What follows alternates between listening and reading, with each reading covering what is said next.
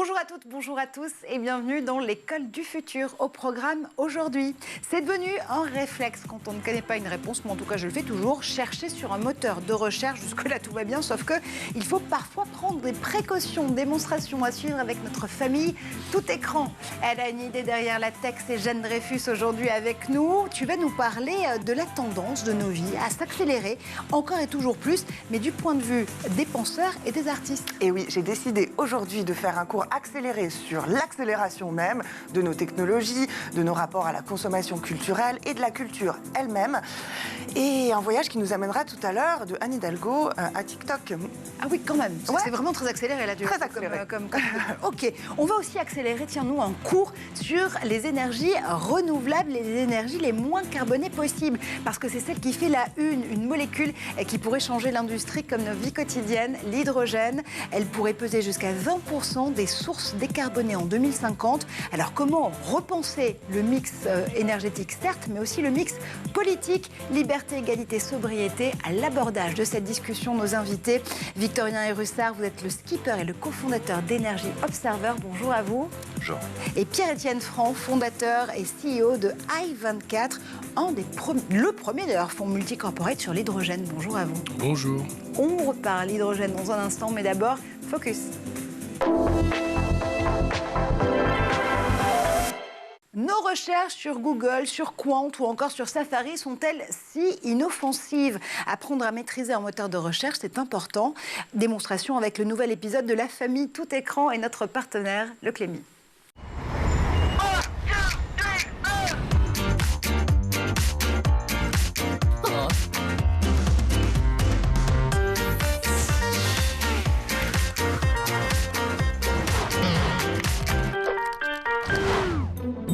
Théo, es-tu prêt pour ton cours de navigation? Prêt. Voilà ce qu'il faut faire. En premier, tu ouvres le navigateur. Ensuite, tu vas sur le moteur de recherche, puis tu tapes ce qu'on appelle les mots-clés. Par exemple, si tu cherches des vidéos sur Mario, tu tapes vidéo et Mario. Tu fais quoi? Je prends des notes. Jamais oublier les fondamentaux. Ensuite apparaissent les résultats. Attention, les premiers ne sont pas forcément les plus justes. Parfois, ils sont là parce qu'ils ont payé pour être en premier. Tu dois toujours surfer avec un adulte à côté de toi.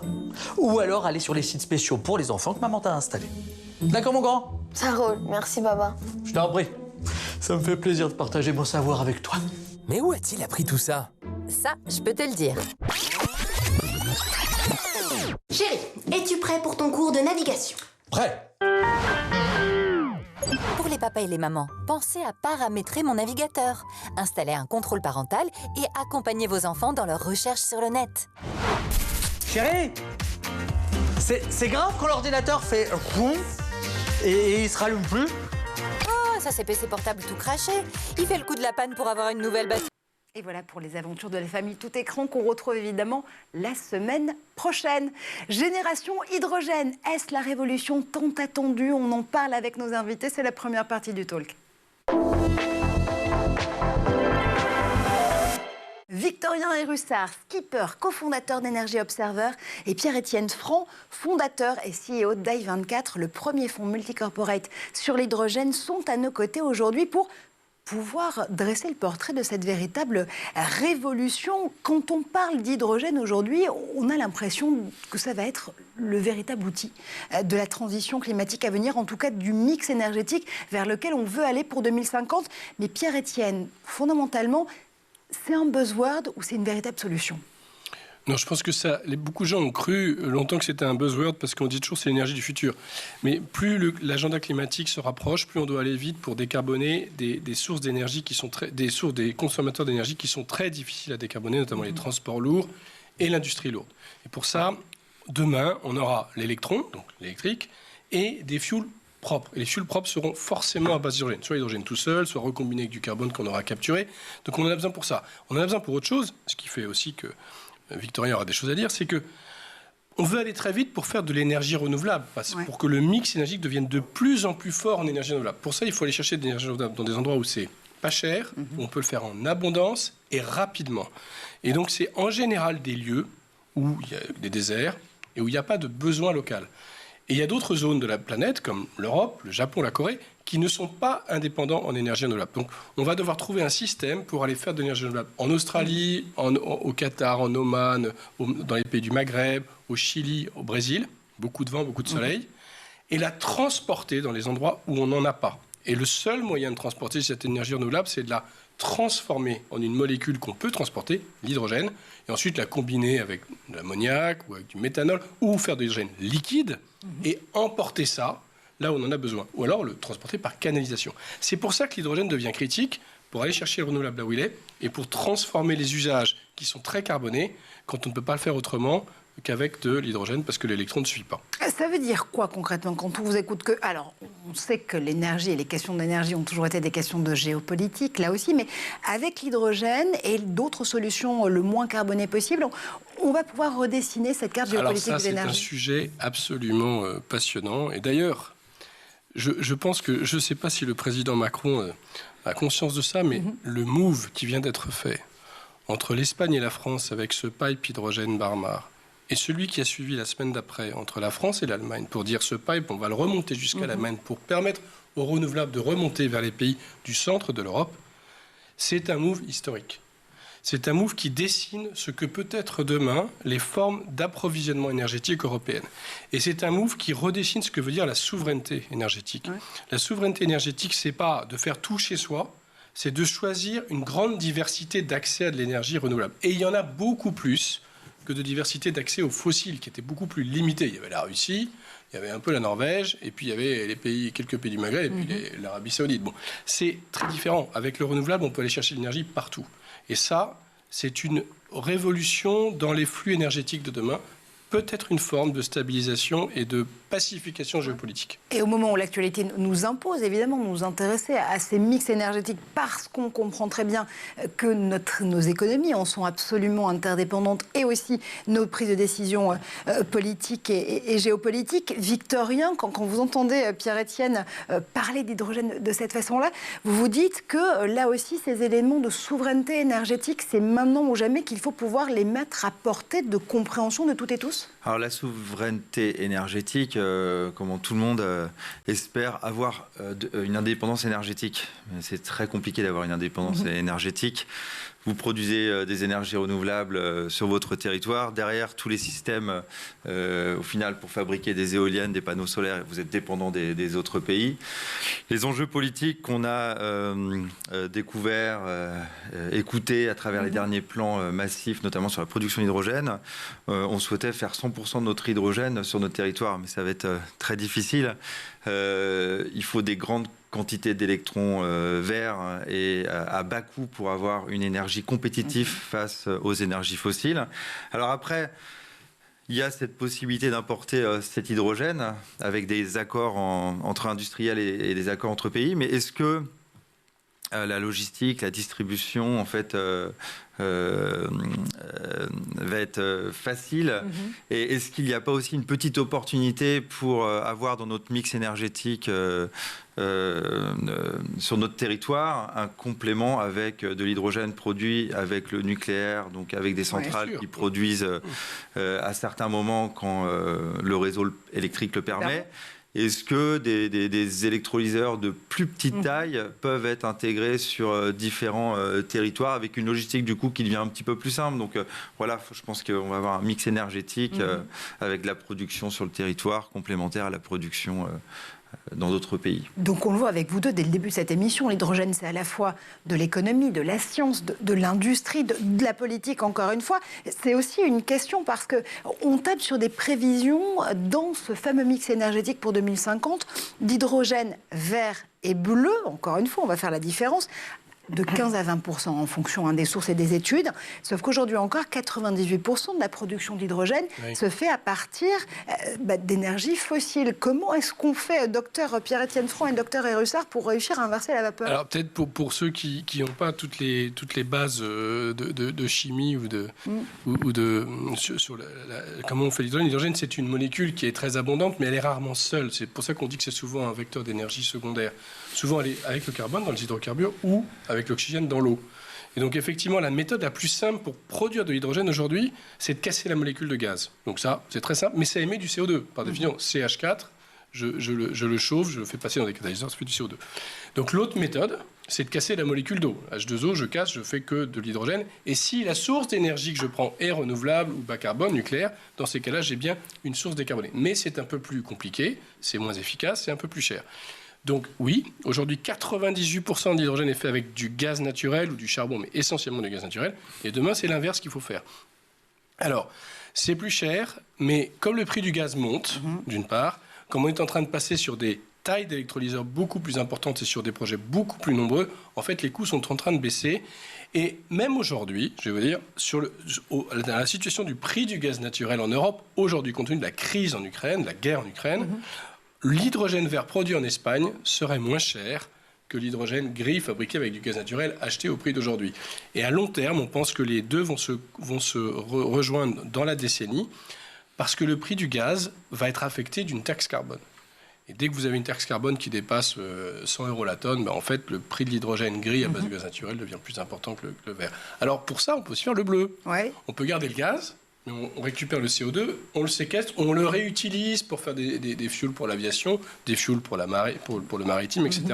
Alors on n'a pas tout réduit, on continue d'utiliser du gaz, donc c'est encore fossile, mais on a réduit par 2 si on utilise le carbone. Et puis si on le stocke, on a effectivement enfoui le CO2. Donc ça, c'est une piste qui se développe, c'est l'hydrogène bleu.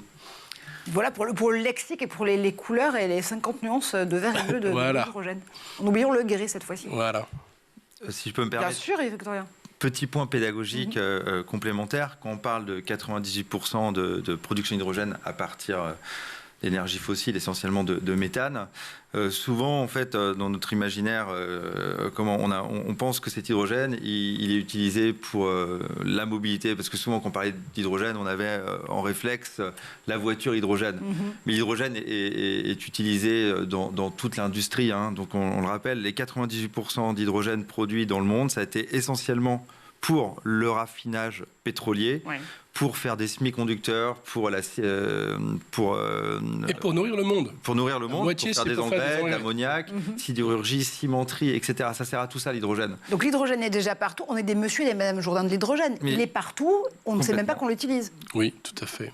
Sauf qu'il est souvent combiné à d'autres molécules, c'est pour ça qu'on ne se rend pas compte. Mais là, demain, on va avoir besoin de le faire de manière propre et pure, et l'utiliser en tant que tel, pour sa capacité énergétique pure, pour effectivement décarboner des usages de l'industrie et des transports. Alors pour donner une visibilité à l'hydrogène, Victorien, vous avez une idée absolument spectaculaire il y a quelques années, celui de mettre à l'eau Energy Observer. Vous en portez les couleurs aujourd'hui d'ailleurs sur ce plateau.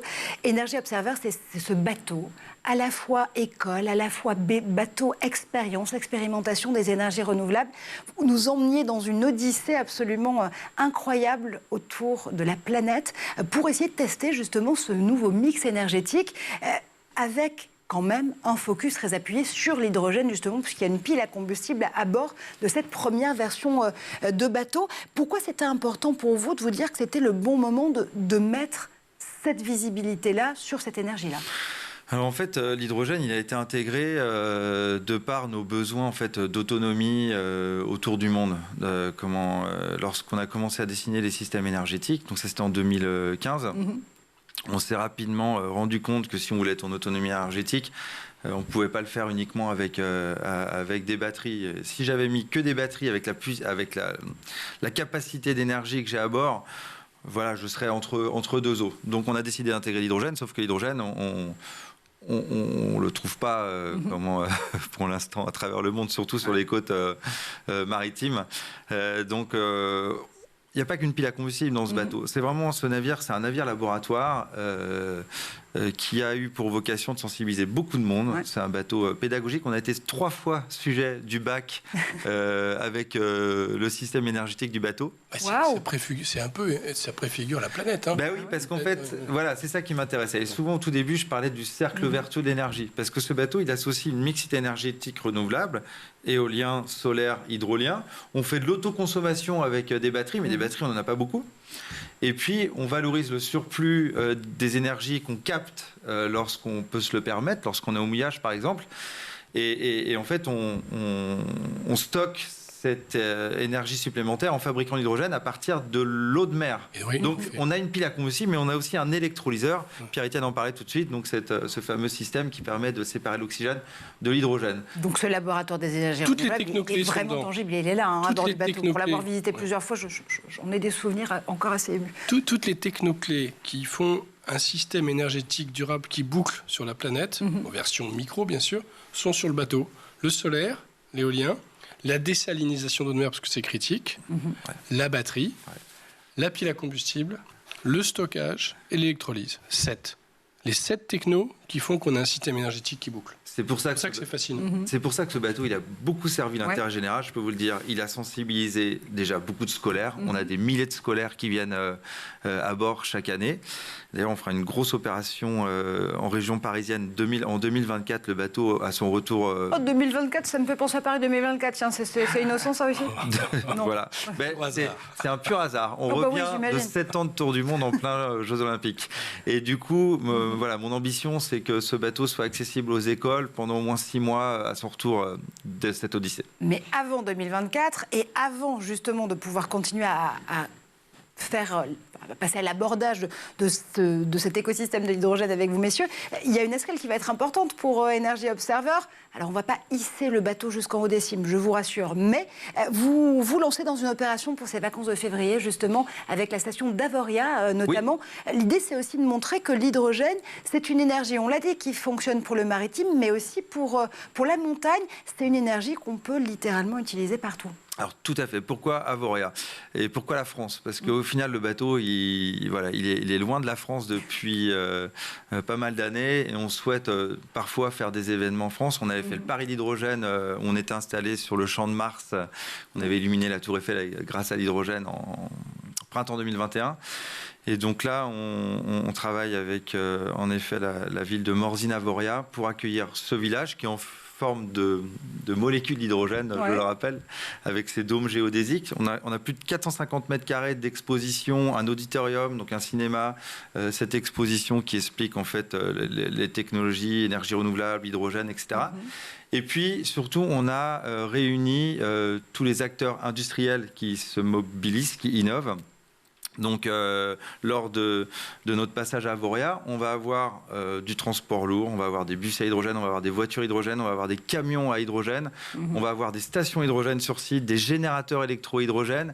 Et on va aussi avoir de la mobilité électrique à batterie pour montrer la complémentarité, expliquer la complémentarité entre les batteries et l'hydrogène. Donc voilà, un événement intéressant. Pourquoi en haute montagne? Parce que la haute montagne et l'économie de la haute montagne est aussi en train de se modifier du fait de la transition climatique. Donc c'est aussi des éléments dont il faut qu'ils s'emparent. Exactement. Et c'est un peu comme lorsqu'on était monté au Spitzberg jusqu'à 1000 km du pôle Nord avec le bateau. On avait embarqué des scientifiques pour expliquer la problématique de fonte des glaces, etc. La France est un pays touristique. Il y a les grands projets industriels et les grandes ambitions que l'on a là actuellement, mais on vit aussi du tourisme. On a la chance d'avoir de magnifiques côtes avec la mer, mais on a aussi la montagne. Et l'économie de la montagne est actuellement en danger parce que en montagne, on remarque, enfin les scientifiques remarquent qu'il y a une hausse des températures qui est 2 fois plus rapide que sur le reste de la planète. Il y a des écosystèmes qui sont en danger, une biodiversité qui est en danger, une économie qui est en danger. Et du coup, on a regardé des études de l'ADEME pour voir l'impact en fait de l'économie des sports d'hiver lorsqu'un skieur vient, enfin quelqu'un qui pratique les sports d'hiver vient... Ou du surf des neiges, il y en a plein comme ça. Voilà, en montagne. Et au final, donc 50% c'est la mobilité en fait, c'est pour venir en station, repartir, etc. Le domaine skiable c'est très peu, c'est 3%. Tout ce qui est dameuse, etc. Donc en fait, on a voulu apporter toutes ces solutions pour montrer qu'on va dans le bon sens. Du pragmatique et du tangible. C'est une opération qui se déroule justement à Avoria-Morzine du 4 février au 8 mars, toute la durée des vacances scolaires de février. J'ai l'impression que vous savez où vous allez passer vos vacances, Pierre-Étienne. Alors écoutez, je n'avais pas prévu d'y aller. C'est dommage, ça m'aurait arrangé. Bon, peut-être que ce sera utile, effectivement. Non, mais c'est vrai que la montagne, c'est quand même important parce que c'est là où on voit le plus, quelles que soient les saisons, on voit les choses arriver. La fonte des glaces se voit de plus en plus. Donc, Allez, dans un instant, on continue justement à parler de cet écosystème de l'hydrogène, de la génération qu'il nous promet d'aborder et d'embrasser avec un nouveau mix énergétique, peut-être aussi nouveau mix politique, ce sera la deuxième partie du talk. Mais d'abord, on fait un tour du côté de la planète tech. Et c'est le Zap avec Édouard Degnaud.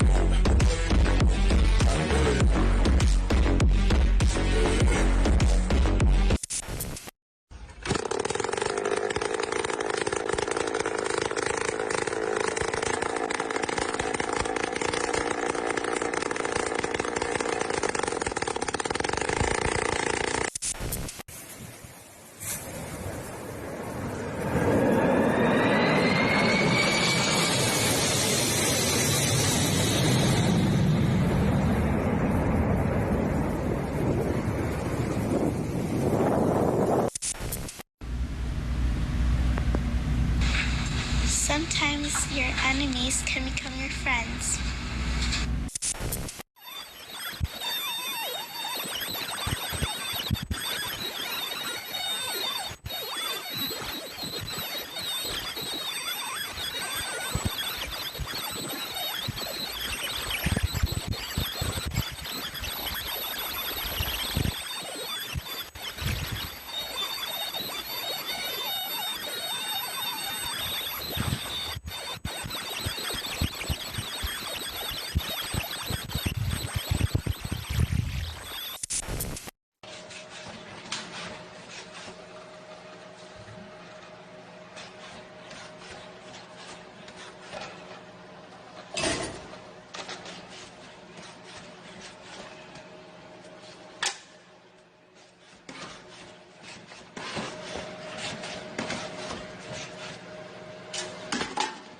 Et on est de retour sur le plateau de l'école du futur, toujours en compagnie de Pierre-Étienne Franc pour i24, toujours en compagnie de Victorien Ayrussard pour Energy Observer, 3 fois sujet du bac sur ce plateau, ça nous fait extrêmement plaisir. Et en compagnie de Jeanne Dreyfus, bien sûr, parce que Jeanne a une idée derrière la tech.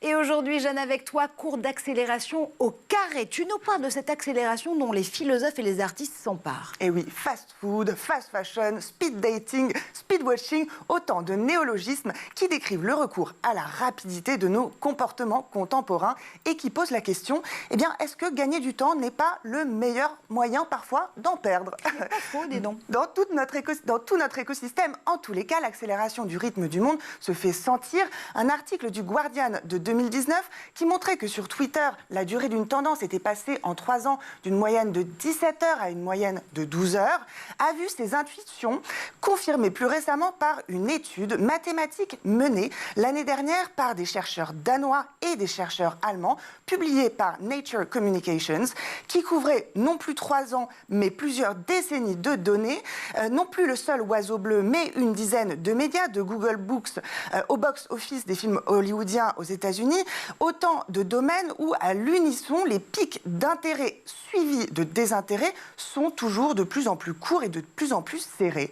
Et ce que ça décrit, dans le fond, eh bien, c'est le glissement d'une accélération technique à ce que le sociologue allemand Hartmut Rosa qualifie d'accélération sociale. Le théoricien, il souligne en effet qu'il s'est écoulé 38 ans entre l'invention du poste de radio à la fin du 19e siècle et sa diffusion à 50 millions d'appareils, tandis que cela n'a pris que 4 ans pour passer de la première à la 50 millionième connexion Internet. Ça veut dire quoi, Jeanne, qu'il y a une mutation dans le phénomène même de l'accélération? Eh bien, une accélération, en effet, qui s'accélère quand on passe d'un développement technique à des développements technologiques. Tendance qui, elle aussi, a son lot de prospectivistes, son lot de penseurs, qui prévoient, à l'instar de l'entrepreneur en IA Scott Phoenix, que d'ici 2031, l'ordinateur le plus rapide fera plus d'opérations par seconde que tous les neurones de tous les cerveaux humains.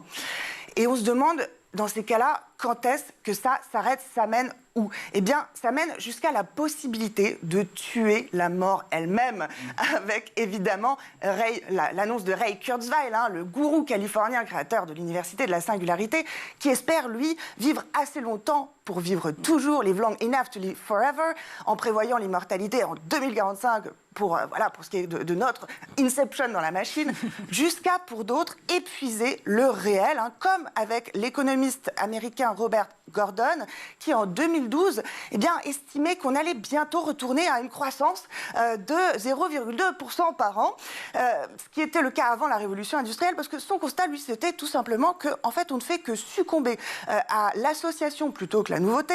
Si on prend l'iPhone, par exemple, qu'est-ce que c'est d'autre que l'association d'un baladeur, d'un téléphone, d'une radio, d'une boussole, etc., etc., etc. Bon, évidemment, c'est une addition d'accélération que tu nous proposes, mais comment est-ce que ça se traduit dans la consommation et puis aussi dans la production culturelle? Alors, évidemment, il en est de même dans le domaine culturel que dans les autres domaines. L'accélération, elle règle nos vies, depuis notre environnement urbain jusqu'à la poche de notre jean dans nos smartphones, évidemment. Pour ce qui est de la ville, on ne peut que citer le concept de ville du quart d'heure, un concept qui est souvent attribué à l'universitaire franco-colombien Carlos Moreno, qui veut que ne soit jamais éloigné de plus d'un quart d'heure lieu de vie, lieu de travail, lieu de course, lieu de soins, d'école ou de loisirs. Anne Hidalgo elle-même, et des villes comme Copenhague ou Melbourne ou Ottawa étudient ces systèmes de déplacement pendulaire pour limiter la circulation et la production énergétique.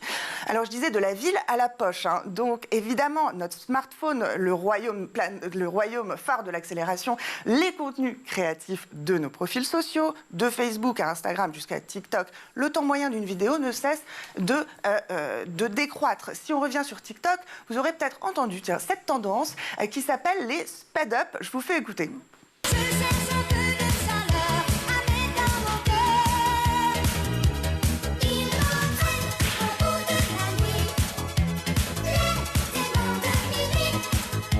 Et oui, c'était la version accélérée d'Émile et Images.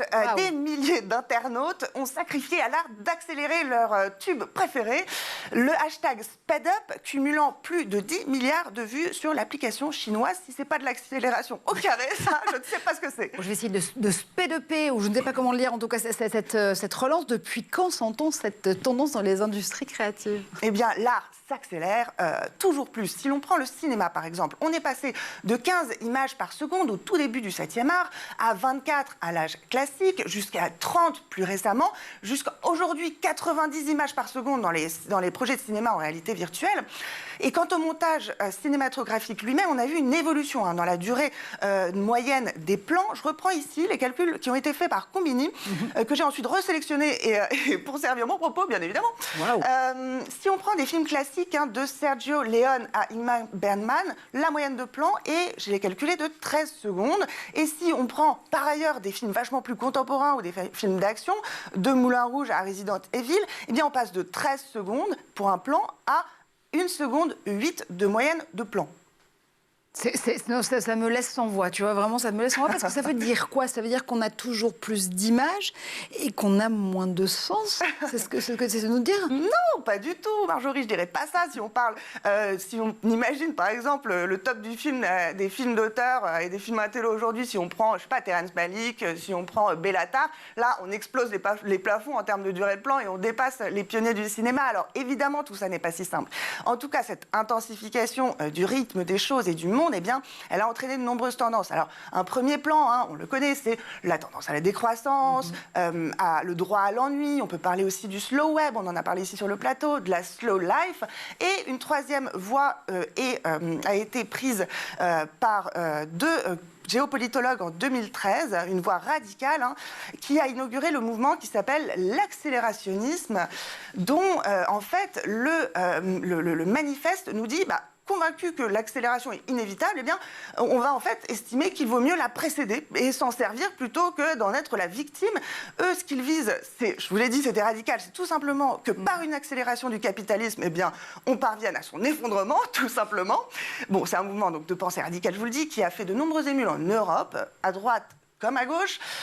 Et moi, je finirai de mon côté sur une note un peu contemplative en citant Philippe Meyer, feu Philippe Meyer, qui introduisait chacune de ses émissions sur France Inter en disant « Nous vivons dans une époque moderne, le progrès fait rage ». Absolument. Mais écoute, le progrès fait rage avec ta chronique. Merci infiniment pour ce travail extrêmement fouillé sur l'accélération. Ça me permet une question absolument parfaite pour vous, Pierre-Étienne Franc.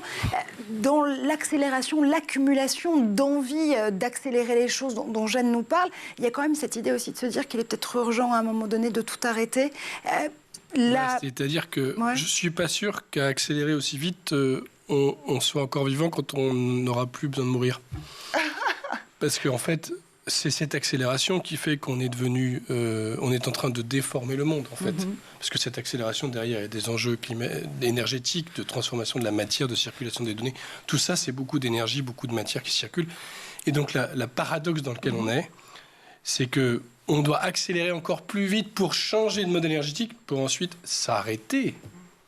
Arrêter d'aller trop vite et se remettre à être dans un temps de vie qui soit plus proche du rythme de la planète. Parce que sinon, effectivement, cette accélération va nous mener totalement dans le mur. Donc, oui, c'est le grand paradoxe. Il faut aller très vite. Pour tout arrêter ensuite ? Pour ensuite, probablement, peut-être pas tout arrêter, mais tout ralentir. Parce que les modèles énergétiques dont on parle, l'hydrogène, c'est très bien. Mais il faut quand même qu'on réduise la consommation par tête de 30%. Ce qui veut dire pour des sociétés développées, avancer là où les plus riches consommant près de 50%, émettant près de 50% des émissions. Ça veut dire probablement plus pour nous, Européens, pour les Américains, etc. Donc on va quand même devoir, certes, essayer d'être à l'aise avec cette dynamique insatiable d'accès aux données, à la culture, en même temps une grande sobriété dans notre manière de vivre, de consommer, de raisonner et d'interagir. Ouais, c'est la fureur de vivre qu'il va falloir raisonner à un moment donné. Et il faut sprinter pour réinventer. Une fureur de de sobriété. Une fureur d'être sobre énergétiquement et dans nos modes de consommation, Victorien. Petite image par rapport aux accélérations, décélérations. C'est mon bateau parce que on s'était fixé comme challenge en partant en 2019, je crois, de Saint-Pétersbourg, de remonter presque sans s'arrêter en fait jusqu'à 1000 km du pôle Nord. Et en fait, pour cela, on avait une quantité d'énergie précise à bord du bateau, parce que plus on monte là-haut, moins il y a de soleil, les conditions n'étaient pas exceptionnelles, et nous, on a besoin de produire de l'énergie. Et du coup, on avait analysé notre plan de routage, de navigation, etc. Et on avait décéléré. Et le fait, et vous savez, la vitesse, elle est proportionnelle à la vitesse. Enfin, l'énergie, elle est proportionnelle à la vitesse au cube. Et en fait, un petit peu de décélération nous permet d'aller beaucoup plus loin. Et nous, au final, si on a réussi en fait toutes ces performances de navigation, c'est en décélérant un petit peu. Si on était resté sur les vitesses qu'on pratique habituellement, on se serait arrêté blackout. Et c'est l'image de ce qu'on peut faire avec le monde. Et je ferai une parallèle avec le transport maritime. L'Organisation maritime internationale fixe comme objectif pour les armateurs de réduire de 50% les émissions de gaz à effet de serre à l'échelle mondiale. Et voilà, la première solution, c'est de décélérer un petit peu pour transporter toute la marchandise dont on a besoin. Je rappelle, l'économie mondiale est basée sur le transport de marchandises. 90% des marchandises viennent des bateaux. Maths, physique, on a fait de la science, on a fait de la philo, on a fait de l'art. Bref, on a le combo parfait pour réussir à vous faire passer le meilleur sujet du bac qui soit. On reprend notre discussion sur la génération hydrogène. On continue, on va en parler avec Pierre-Étienne Franc, Victorien Russard et Jeanne Dreyfus. Mix énergétique, oui, il en faut avec l'hydrogène. Mix politique, peut-être aussi, messieurs.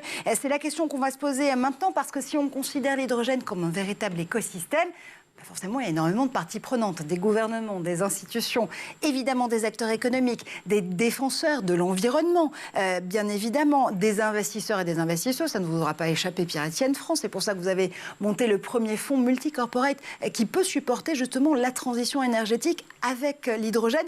C'est important de se donner le courage politique de ses ambitions en matière de transition climatique. Alors, je réponds tout de suite. C'est vrai que c'est un écosystème. Notre fonds en lui-même est un écosystème puisqu'on a mis ensemble des industriels et des financiers, et des industriels de plusieurs pays, de plusieurs segments de marché, et des financiers aussi, des fonds de pension, des assurances, etc. Donc ça, en soi, c'est un écosystème parce qu'il faut qu'il y ait un off-taker, quelqu'un qui change ses procédés pour expédier l'hydrogène, il faut un producteur, et puis il faut effectivement les politiques. Parce que ce changement de modèle énergétique, il n'est pas à coût nul, il n'est pas à somme nulle. C'est plus cher de développer toutes ces technologies pour prendre ce qui vient du vent, ce qui vient du soleil, et puis l'amener dans une forme qui soit consommable par l'ensemble d'entre nous. Donc il faut que quelqu'un paye le coût.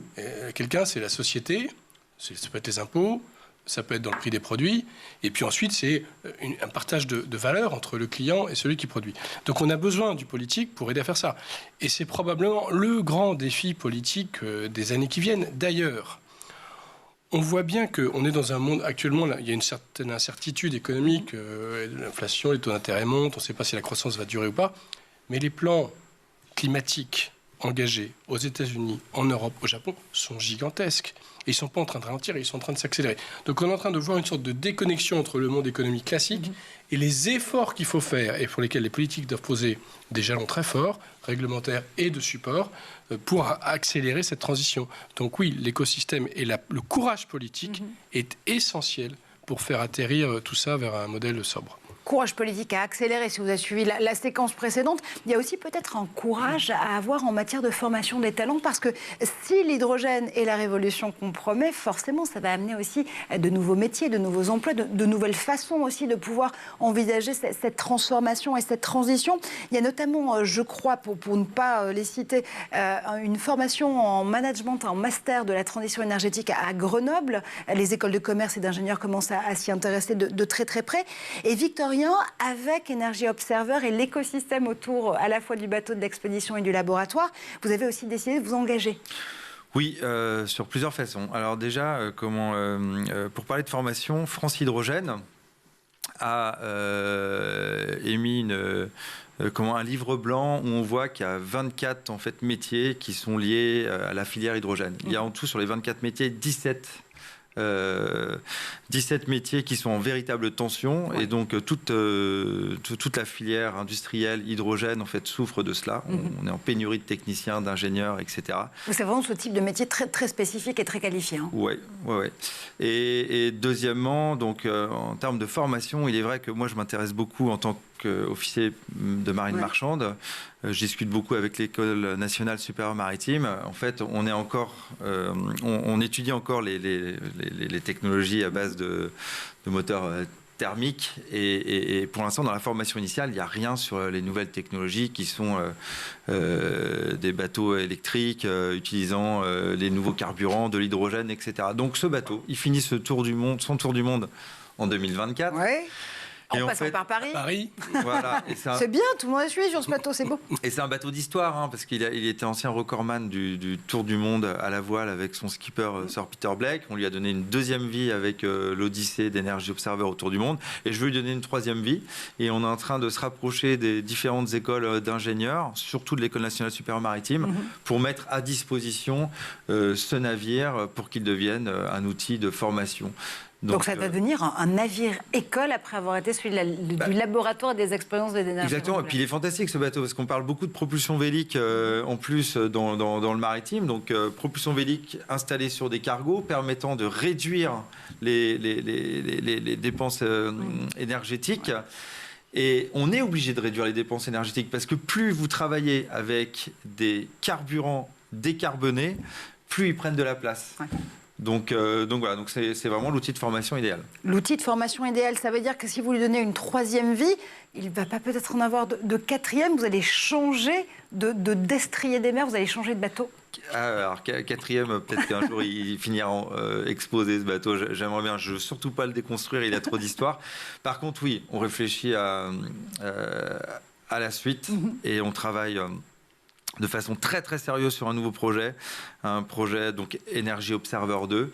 On s'était posé la question si on faisait une Odyssée, si on faisait un bateau un petit peu plus grand, plus puissant, etc. Mais en fait, je trouve que ça allait trop symboliser la navigation de plaisance. Et je vous l'ai dit tout de suite, l'économie repose sur le transport maritime. Et donc, et sur le fret. Et donc, moi, dans ma vie, j'ai deux passions. J'avais la course au large, donc on va dire que c'est des bateaux de course, mais des bateaux de plaisance, et la marine marchande, donc le transport maritime essentiellement. Et donc, j'ai préféré travailler sur un nouveau projet. Et depuis plus de 8 mois, on a organisé un consortium, notamment avec l'appui d'Air Liquide et de la CMA-CGM, pour définir les paramètres technico-commerciaux de ce nouveau navire.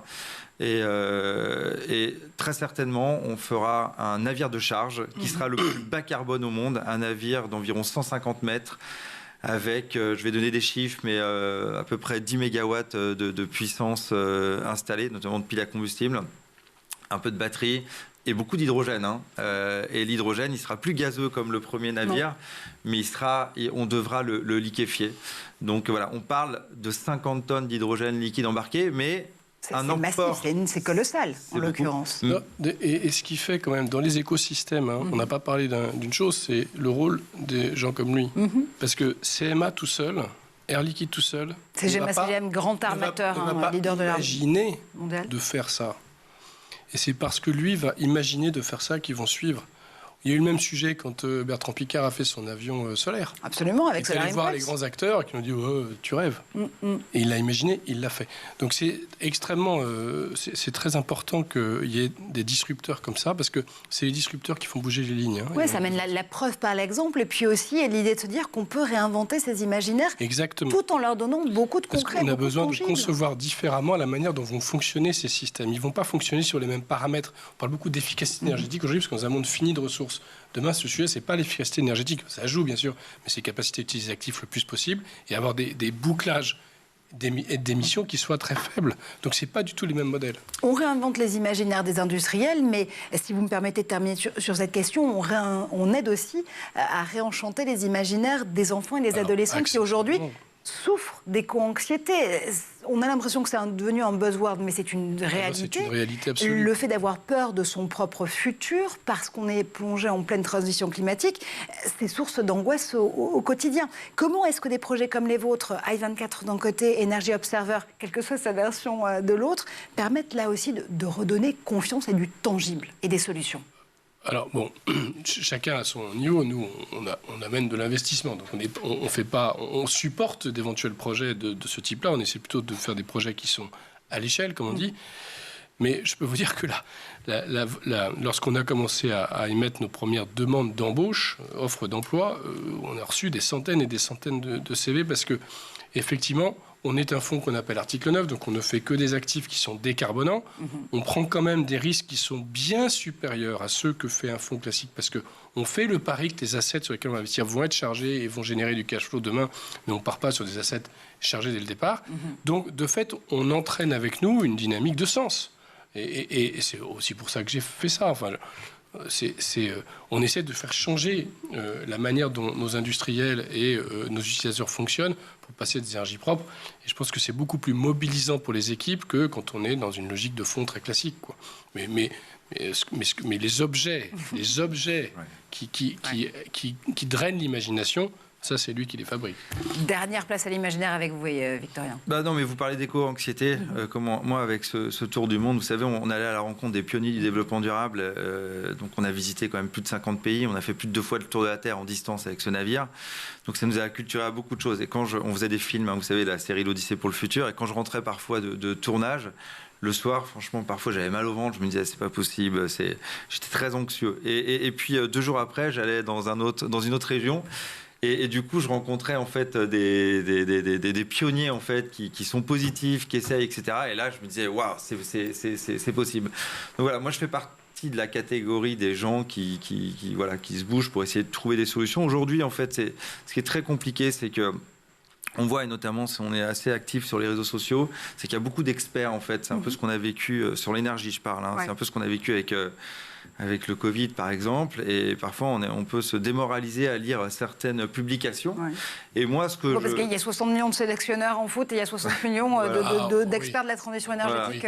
Et donc, moi, ce que je vois, c'est qu'il y a beaucoup d'experts, en fait, qui taclent tout. Et au final, tu te dis qu'on n'a pas de solution. Donc, et voilà. Et moi, quand j'ai présenté Energy Observer, au début, on m'a ri au nez, on m'a dit non, c'est pas possible. Et on a montré qu'on y arrivait. Alors, c'est un petit navire. Maintenant, je souhaite que notre imaginaire évolue en développant ce nouveau cargo. Voilà, il y a besoin de positif pour avancer. Et c'est ça qui manque, c'est cet imaginaire positif en fait, parce que c'est un monde différent, mais c'est un monde qui sera beaucoup plus vertueux si on arrive à y arriver. On leur a dit que c'était impossible et c'est pour ça qu'ils l'ont fait. Pierre-Étienne Franc avec le premier fonds multicorporate dédié à l'hydrogène et à la transition climatique I24. Victorien Russard avec le bateau Odyssée Energy Observer et très bientôt la version cargo pour pouvoir là aussi truster cette génération et révolution hydrogène. Merci messieurs d'être passés par le plateau de Tech24. On vous retrouve Victorien avec Energy Observer en version exposition à Avoria et Morzine du 3 février au 8 mars. Merci comme toujours à Jeanne Dreyfus pour ces accélérations spectaculaires et nous on se retrouve dès demain, dès lundi d'ailleurs, pour de nouvelles aventures dans l'école du futur.